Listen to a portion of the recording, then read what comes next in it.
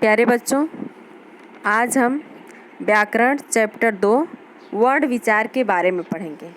इससे पहले हम पिछला चैप्टर भाषा, बोली, लिपि एवं व्याकरण के बारे में पढ़ चुके हैं। अब देखिए वर्ण क्या होता है। आगे आइए देखिए। रमेश पढ़ रहा है। इसमें आप देख रहे हैं वर्ण का मतलब होता है अक्षर, और अक्षर तभी पूरा होता है जब वह यानी स्वर व्यंजन दोनों मिलते हैं। जैसे रमेश, र, अ, म, ए, श, अ। तो इस तरह जब र अ से मिलता है तभी वह पूर्ण होता है, क्योंकि उससे पहले उसके नीचे हलंत लगा हुआ है, यानी उसका अस्तित्व आधा है। इस तरह जब दोनों वर्ण मिल गए हैं तो वह एक अक्षर का निर्माण किए हैं। पढ़, प, अ, ढ़, अ। रहा, र, अ, ह, आ। है, ह, ए। ऐसे आप जान चुके कि किस तरह वर्णों का निर्माण होता है, क्योंकि बिना स्वर के किसी भी व्यंजन को पूर्ण नहीं किया जा सकता है। इस वाक्य में 4 शब्द हैं। इन शब्दों को लिखकर व्यक्त करने के लिए जो लिपि चिन्ह बनाए गए हैं वे वर्ण कहलाते हैं।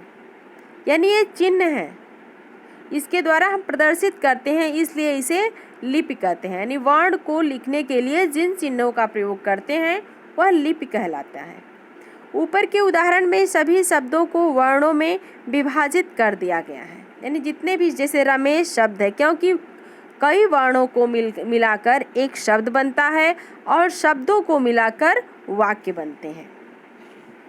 भाषा की ध्वनियों को लिखित रूप में व्यक्त करने के लिए बनाए गए चिन्ह वर्ण कहलाते हैं। यानी जब हम भाषा की ध्वनि को लिखित रूप में व्यक्त करते हैं तो उनके लिए जिन चिन्हों का प्रयोग करते हैं उसे ही वर्ण कहते हैं।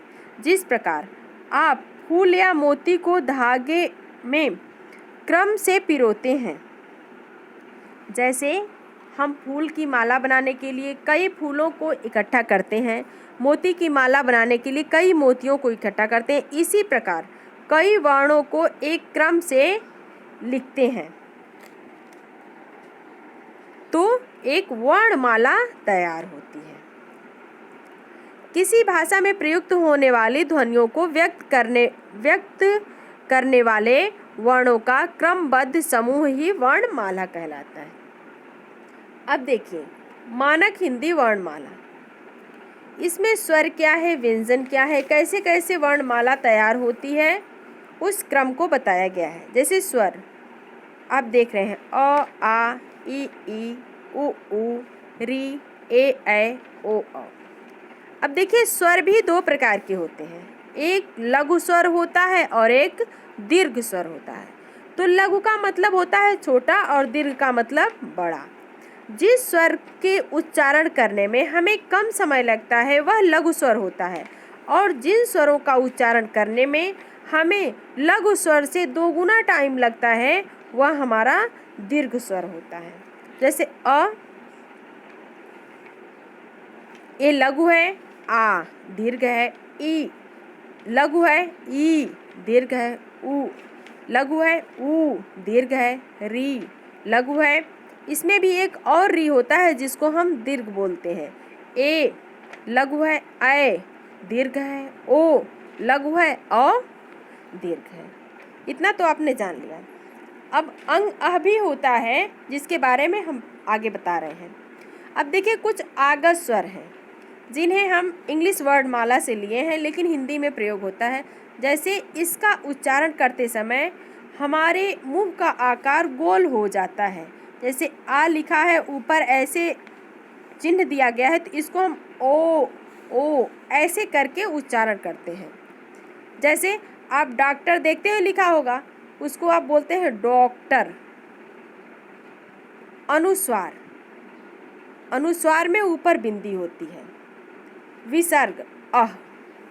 अनुनासिका, यानी जिसको बोलते समय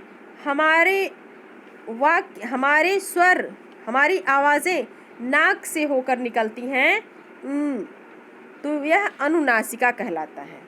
अब देखिए व्यंजन क्या होता है।